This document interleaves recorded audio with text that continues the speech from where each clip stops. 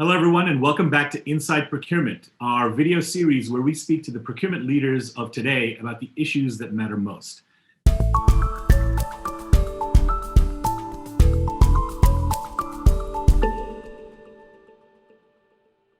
We're back in the second of our series of videos with Paul Coppens, where we explore a number of different critical issues that are particularly relevant given all that's gone on over the last year with COVID and the economic changes that have taken place and where we're headed as we go forward.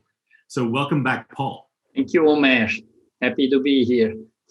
So in today's video, we are going to talk about the topic of category management. And now this is an idea that's really evolved and in many ways become more salient, much more strategic in recent years. And I'm curious, from your perspective, Paul, I mean, you've had clearly a fantastic career at J&J. You now run your own consulting firm, 4PX Consulting. As you reflect on your experience, how has this idea of category management changed? How has it evolved over the years for the procurement profession? Yeah, I think it's a very good question. And when I go back 20 years in time, when I started in procurement, okay, I was this local buyer at the plant over here in Belgium. I was responsible for certain subcategories in packaging materials, and I was dealing with those suppliers. And basically, I had to take care of four things: ensure a reliable supply with qualitatively great product, source at the best price possible, support suppliers in managing the inventory of our company, and with the key suppliers, introduce at least some sort of supplier scorecard in order for me to work with them to become better. And in most cases, I was trying to work with the supplier base that I knew. And when it was not needed to change, you just move forward with the suppliers you had in your current base. However, things started to change, and we started to collaborate at an European level in order to try to leverage better. Now, as you can imagine, one thing that's happened is every site, every buyer has his own little favorite suppliers, and you want to stick to those. It's a normal way of doing business. I was like that. My colleagues were like that. But it doesn't work that way if you want to collaborate. And we started to grow not only in EMEA, we brought on the Americas and Asia Pac at some point in time. So what you needed at that point in time was a great playbook that really explained what is category management all about. And that's how it started to grow.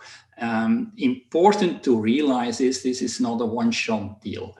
It really takes time to get there. But if you have these playbooks in front of you, if you train your workforce in a proper way to deal with it, how it's being used, you will be very successful. And working at J&J, I can tell you this has been a long journey, but a fantastic journey where people start to collaborate at a global level. And this is the only way forward, I would say. It's not only good for you as a company, but think of the power towards your suppliers as well, being able to leverage not only at the local level, but also at the global level. So it's the only way forward, I would say. Yeah, absolutely. And that's actually a great example in terms of how we evolved from local sourcing into now global sourcing and the issues that created and what that means from a category management perspective. So with that, what would you say are some of the key elements that define strong category management?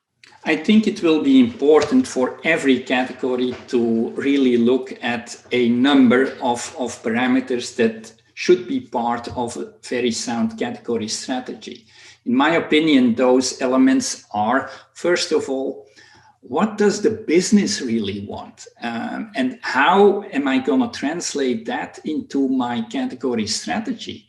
And you need to know about the priorities that the business had, what are the performance needs they want for their operations, what is the current strategy, if I have one, and how is that helping us to get there, and how will the future strategy help us to create value for the business.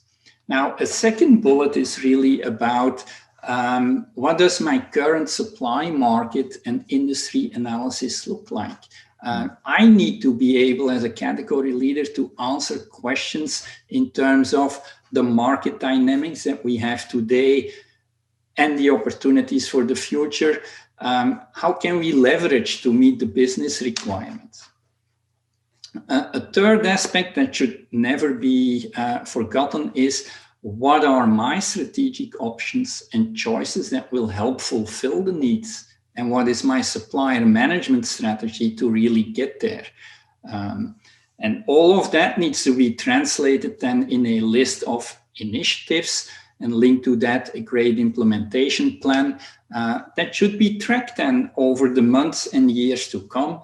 And also have a clear strategy in terms of when do I need to revisit the strategy that I put together today. Because strategy of today may not be valid in 5 years from now or even earlier. So you need to relook at that. So in a nutshell, for me, great category management, you need to be able to translate the business needs. You need to get some good standards, tools, and templates to optimize the effort. And of course, you need to put the material and the resources there to gain those new insights that support the transformational thinking. And last but not least, get alignment, not only in procurement, but with your key stakeholders and business partners. Because without that alignment, there's no such thing as a strategy. Yeah, I mean, back to what we talked about in our first video, that whole aspect of cross-functional collaboration, certainly collaboration within the procurement team and at all levels of the organization, but then beyond as well is absolutely essential. Now, everything that you walk through in terms of the elements and characteristics of strong category management, it makes perfect sense. It's quite a lot of work, and it's quite a lot of strategic work that has to get done.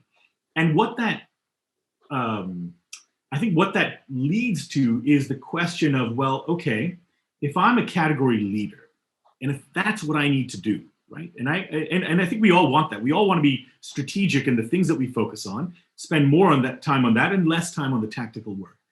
I think it inevitably begs the question of, okay, where do I spend my time? What is core versus non-core, particularly in this context of delivering strong category management? How do you think about that debate of core versus non-core, of what I should be doing as a category leader versus what I should not be spending time on? No, exactly, Omer. And one of the first steps in the category strategy playbook is really segmenting your supplier base. Because indeed, you cannot tackle all the suppliers in the same way. You need to segment them. And in the past, we segmented, for example, into 3 tiers only. We really had our key strategic suppliers that we really wanted to innovate with. And those were also fully sponsored by top management. Those suppliers we would also develop further to make sure they would become larger and were set up for growth. The second tier we had were the suppliers delivering critical materials and services. We still wanted to have a good relationship with them because of the fact they were delivering critical materials. And the focus was really on deploying further their capabilities. And in a third tier, we had really the transactional suppliers, which in case something happens, it's very easy to switch them out with others. So you don't do anything specific rather than measuring their basic performance on OTIF and quality, for example. Now, whether you segment into 3 or 4 tiers, I've seen different models out there. You just need to see what works best for your company and take it from there, but then really stick to the playbook. But if you do that right, that segmentation, it will go a long way. And don't forget, key strategic suppliers in every category, you're not going to have 30 of them. You really need to be picky. and make sure you select the right ones. Certainly. So one aspect of that core versus non-core is you spend your time on the suppliers and the relationships and the products and categories that most matter, that are most relevant and that's going to drive impact for the organization. And I think that makes perfect sense. I think there's probably multiple aspects that we can touch on, which we can talk about in future conversations around where you spend your time in specific activities. But certainly the starting point is exactly that, which is what are the suppliers, who are the suppliers that are most strategic to what I do and where I should spend my time? And that makes sense. How do you see tools like market intelligence and analytics allowing category leaders to cut through all of that? There's a lot of noise that's going to come through. And how do you think about using market intelligence and analytics to really drive value and focus on the core activities? Yeah. No, again, an excellent question. And without the right market intelligence, you don't come to a very sound category strategy. So it's an integral part of the strategy to analyze your current market, but also have the insights on how that market potentially will change over the years. And that's where MI comes in.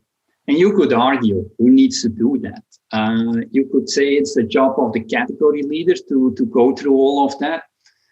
I would say, yes, he should know and he will know, but is it really his job to dive deep and to spend his time, while it could be more important to spend that time with stakeholders and discuss really the outcomes of MI? So that's where, in my opinion, companies like the SmartCube really come in very handy, I would call. And as you know, in the past, and still today, we're making full use of you guys. You have a specialized workforce. And on top of that, the tools and the databases needed to get to that sort of analysis. So the magical question really comes forward. I should outsource this as a company because I want to do it right and I want to get to all the information that is out there. And I definitely cannot do this on my own. The time that I can use differently to look to other aspects of my strategy is much more critical. So the work the SmartCube has done in the past for me and also for all my colleagues was outstanding. But as you know, we had a dedicated team of a few people that was constantly in touch with you. They were kind of the bridge between the SmartCube and the category leader to really support the category leader and his or her team for those topics that were really being discussed at that time. So moving forward, I think this will only continue to grow and will continue to make use of that. Think as well of all the market intelligence that you guys are offering in terms of commodity pricing and evolution of those prices for buyers and category leaders to become better in managing price fluctuation. This is so critical and is a big part of contract negotiations. And that piece of information helps us to define a good agreement. I'm convinced using services like yours are indispensable. We will never become that good as a company in getting to these data as you really are. There is a strong need for this. And I remember over 15 years ago now when Gotham gave me a call and asked, hey, Paul, can we talk? And so we met, and obviously he was looking for business, and I didn't have immediately something that I was going for, but then Gotham is a great sales guy. And he really made me curious. And I wanted to know, my God, is a SmartCube really as good as he claims they are? So I went to ask my VP for a small budget. And I said, I have this project. And the project was about, I needed to find a contract packer, a GMP contract packer in a range of 20 miles around our offices. Of course, I did pretty well know who I was going for, but I said, Gotham, this is your project. Tell me what you find. And we had a whole list of requirements those suppliers need to comply with. And after a while, he came back, and I can tell you, you guys nailed it. You got all the suppliers that I had in mind. And on top of that, you even proposed some suppliers that I never heard of. So I guess that was the start of something beautiful that only grew over the number of years. And I'm happy we are still collaborating. So I'm a strong believer. Companies should outsource certain activities they feel they cannot spend the time on, or they cannot go deep enough because of the lack of knowledge and tools. And you guys are offering this. So I'm convinced that in the future, this will continue to be the case. All right, well, let's wrap up exactly on that note. And thanks very much, Paul, for your thoughts on this topic of category management. We'll be back soon with our next video, which is going to be focused on the topic of risk.